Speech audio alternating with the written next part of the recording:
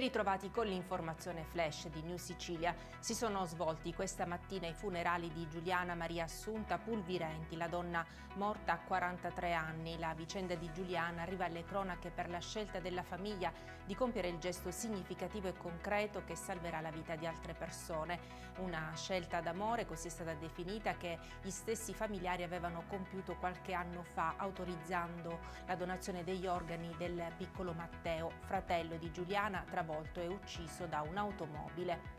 Ha provato a disfarsi della droga lanciandola dal balcone di casa sul tetto di un palazzo vicino, ma è stato inutile. È accaduto alcuni giorni fa nel rione Gazzi, dove volanti e squadra mobile, con l'ausilio di un'unità cinofila della questura di Catania, hanno effettuato una perquisizione nell'abitazione di un 35enne messinese messo agli arresti domiciliari.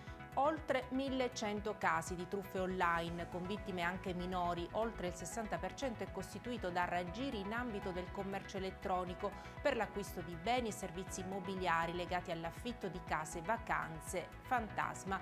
È il bilancio dei primi 11 mesi di quest'anno della Polizia Postale di Catania, che avverte attenzione alla frenesia da acquisti online di Natale. È stata chiamata Fatima, la bambina nata ieri sera su una motovedetta della Guardia Costiera mentre era in corso l'attracco al molo Favarolo di Lampedusa.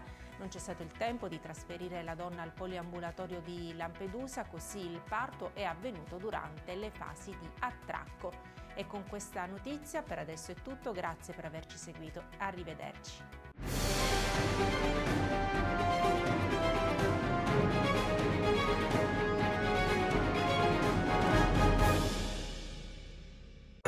Natale ad Acireale.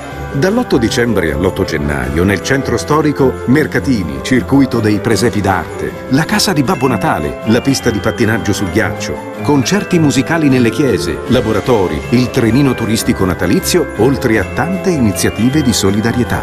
Il 24 dicembre alle ore 20 Uzzukku, tradizionale accensione. L'amministrazione comunale augura buone feste.